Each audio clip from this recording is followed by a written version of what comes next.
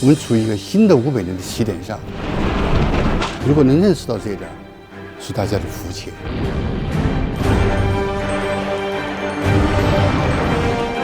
穆老呢是中国的一位传奇性的人物，在我很小的时候，就开启了我的一个关于想象力的认知。一个人居然可以透过想象，创造这么大的奇迹，并且经历那么大的磨难。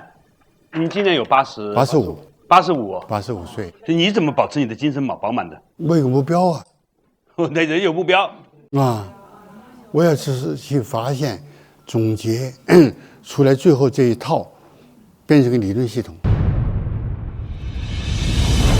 据说你当年还是比马斯克更早的时候就民营做发卫星嘛，对吧？是我们发的卫星是1995年，1995年那一年，马斯克是1年级大学生，他一本书最近出版了，我看一下，那年刚好入学。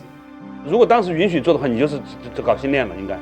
那是啊，我们已经有了一个计划了，就是一个高轨道卫星发射2颗，这就是在东南亚发射8颗低轨道卫星，就是他那套。我想问的是，你怎么有这么大的胆子敢想这个事情呢？是你的理论，还是说你两个？第一个要有勇气，无师者无畏，我没有想到我自己，我这有前途，对人类有用，不但我们国家，全人类的进步是这样进步的，他总有想突破那个现成的东西。我们人类为什么从猴子边从树上爬下来了呢？没爬下来，树上有什么动物呢？可能是，就勇敢的人有爬下来了，有人站起来了，就是我们变成人。还有很多动物没进化成人的呢。我认为就是那些勇敢的站起来的人，就慢慢是一个物种，就开始变化。所以我们的人也是这样的。如果我们大家不去突破，来了往后退，总有一些人要去干这个事儿。你认为为什么是你呢？不是我，还有很多人，只是我运气比较好。不听坐牢也是我非常幸运的事儿，就有机会读马克思主义，在外边谁读不进去？我说老实话，这些读的就是非常枯燥。马克思本人，他的最大功劳是发现了人类历史进化的规律，就生产力的发展引起生产关系的变化，生产关系的变化引起社会关系的变化，于是时代就在不断的这种变化当中前进。他发现了人类历史进化的规律，劳动创造价值，一切财富的源泉就是劳动。那在你那个时候明白这个道理的时候，对于你挣钱有什么帮助呢？我知道了，我就研究劳动啊，劳动有各种形式啊。简单一点讲，在农业文明时代，我们天天种庄稼的时候，劳动的工具就是个锄头，它的动力就是人的体力，就2个东西运动的结果就产生我们的财富，生成粮食。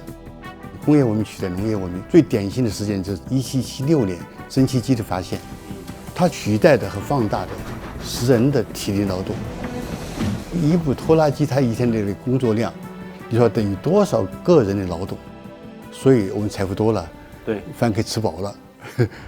而我们在1940年多一点，人类发明了另外一个东西，就相似于蒸汽机一样的东西，就电脑。它取代了人的记忆。有一个美国科学家叫布鲁姆·本杰明，在1956年，他发现几亿年的进化，我们最强大的是记忆，95%的这个能力是用于记忆的思考能力，只有5%用于理解呀、统计呀，就是创新的一些需要这个思维形式。他发现这点了，这下就不得了了。由于蒸汽机把人的体力劳动无限制的放大了，才出现了工业革命。但是现在这是，当我们的记忆部分被计算机无限制的放大了，相应的5%那部分，就创造力那部分，也无限制地被放大了。随着计算机的能力越来越强大，多少亿次、多少10亿次、多少100亿次，创新那部分它也就不停地放大，它不能说95放大，它5%不放大。所以这是目前我们是个非常好的时代。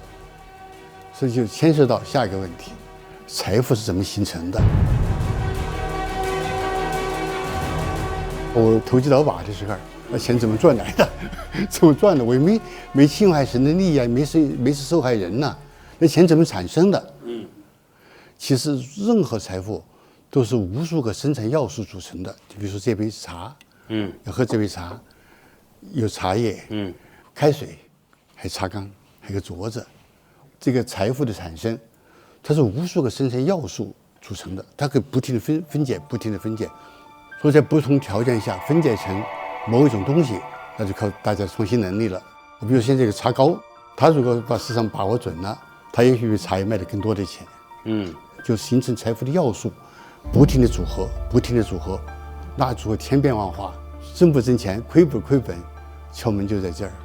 曾经我看有一本书讲人的这个化学构成，说如果你要到化学用品商店把组成一个人的碳呐、磷呐、硅呀买回来的话呢，大概3.5美元就可以把一个人的所有的这些元素都买齐了。但是3.5元买你一个肾肯定不卖，是吧？也就是说组合方式不一样，导致了同样的东西它价值完全不同。就组合方式它是个方法论。是啊，我就说一个定义，整个财富生产方式都是生产要素优化组合。以前在农业文明时代靠锄头手工工具，在工业文明时代靠蒸汽机，而现在不同了，是靠信息。这为什么现在生活质量越来越高，财富越来越多呢？是信息的运动。我瞬间掌握全世界的信息，美国的、英国的、法国的，古代的、现代的，未来可能想象的，我组合成一个可行性报告，我是可行的了。这可行性报告就卖得出去了。很多人都觉得呢，去赚钱的人、生意人就是生意人，理论家是理论家。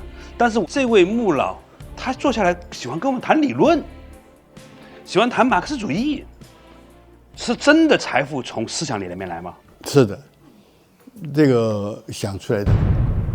现在还是这样，钱是想出来的。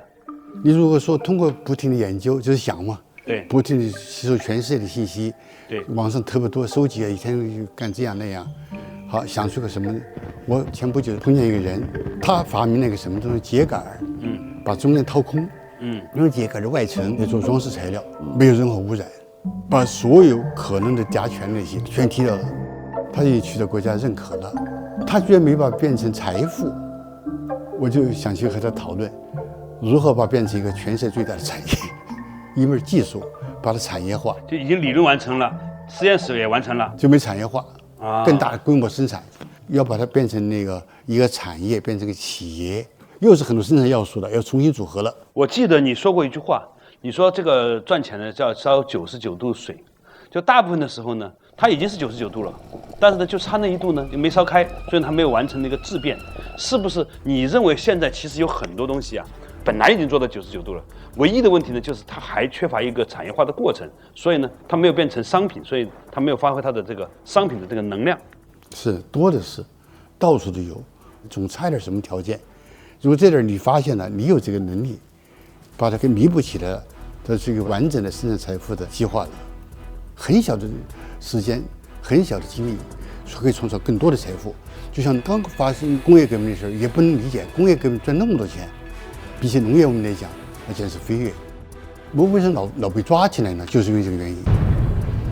全社会不理解，我们和美国面临同样一个问题，对，就是如何从工业文明转化为信息文明。对，它的出路在于哪儿？在创新，就是要有意识的意识到，创新大家没有认真定义，其实就是要创造比工业文明生产方式更加先进的一种生产方式。用恩格斯高度概括的一种现象，就是精神的运动，就信息的运动嘛，精神的运动，精神的运动，精神的运动，遵循的是和物质运动正好相反的规律，它与它出发点的距离的平方成正比。比如说，我把这杯水推到你这儿来，对，是个物质运动。对，我想一下，我跟你说，哎，我推杯水过来哈，它两个消耗的能量是完全不一样的。对，当然，物质运动用我们的话说是个减速运动。减速运动，它有阻力嘛，是不是？对，有阻力，消耗能量。精神运动没有这个东西。我本来说我跟你讲，同学们大家听见了，突然也放大几十倍。我如果网上讲，理论上全世界80亿人都知道了。对。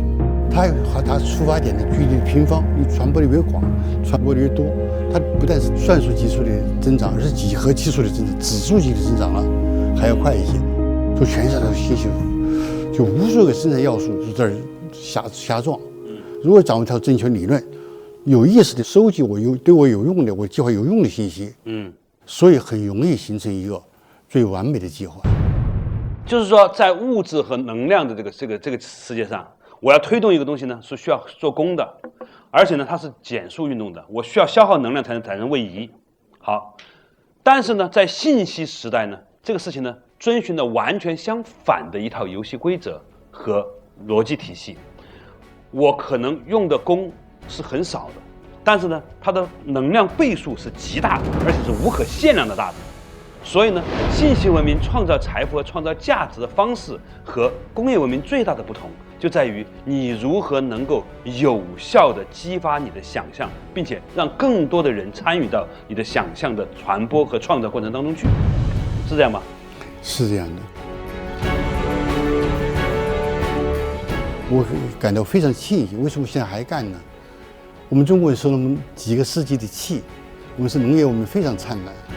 可是我们没赶上工业文明那一代，一个朱元璋，一个明代一个农民，他当了皇帝，明代下了禁海令嘛，就不让中国人下海啊，都倭寇嘛，正好下西洋，比哥伦布发现新大陆还早70年。如果当时没有禁海令，我们到非洲了，禁海令不交流了嘛，好，人家发生工业革命了，我们停止下来了。我们中国终于我们掌握了马克思主义，只有马克思主义能够完整的解释这世界上全新的这种现象。有本书美国人出版的，叫《复杂经济学》。对，我最近也在看。他说，复杂经济学是信息文明的结晶，至少提出了一个思考的问题的方向。对，由于他们不能掌握马克思主义，没办法把这说清楚，只能说很复杂，很复杂。他那本书就是这个事儿，所以美国现在发展很快就有道理，他已意识到这个问题了。就说复杂经济学里面呢，核心观点认为，在信息工业文明时代，因为信息传播和信息生产的方式的本质与传统的物质生产本质是不同的。就是一个故事讲给100个人听，就有100个故事；一个苹果给100个人吃，每个人最多吃1/1个苹果。所以呢，它的裂变的方向不一样，那个增长的量级也不一样。所以呢，人类创造财富的体能不一样。如果你要在新的信息时代找新的钱的话，你必须要理解未来讲故事、信息的整合，乃至于现有的已经发明出来、已经发现出来的科学技术，把它以一种最完美的方式组合出来之后呢，再创造、再生产的这个流程呢，如果梳理好的话呢，它能源源不断的产生更大的价值和钱，这才是未来创造财富的机会和可能。信息的收集、整理、储存、应用，就4个阶段嘛，4个步骤嘛。对，收集信息，天天看这样书，看那样书，看电视，听广播，走路，外边打仗了又不怎么样了，跟人毫不相关。对，但总有一天在某个时候，哎呀，启发了你，又是个什么事儿？经常有这样的事儿。这个才是未来赚大钱的风口。就是大家要勤奋，要学习，主动的接受任何信息。任何信息啊，没有好坏，信息在某种情况下对你有利，在某种情况对你有害，但是属于条件不同而已。它不是信息本身是无辜的，但是如果认为它排斥它，你就挑选了。但是如果说今后这个结论是超过了你的这个认知水平，那你就倒霉了，就放过了个机会。穆老是这样的一位中国难得的生命状态的人，叫真人。不知道从哪里有一股宏大的使命感，就觉得就这事儿，人类中国这些东西就我来干了，我都不知道就勇气哪儿来的，反正就有。你以前也不相信，现在发现有，确实有这样的人。第二，真正的把财富某种程度上置之度外。对于你来说多一点少一点，可能对你来说现在个人差别不太大了，但是你肯定是要用你的这种东西来证明一条理论，是倒是很重要的。因为我们都是人嘛，都是中国人，我们5000年5000年的不知道多少教训，我们不说优秀吧，多少教训，只是我们发掘它的时候可能不深入，或者立场不对。如果说这都是原料在新的条件下，就是我们的祖先犯了很多错误，他就把路给我们指明了，还有一条路什么可以走。我身体力行，我们要推动信息文明，推动信息文明，就像农业文明被工业文明所取代一样。各位，我们都非常幸运。我年纪大年老了，你们比我更幸运。我们处于一个新的500年的起点上，如果能认识到这一点，是大家的福气。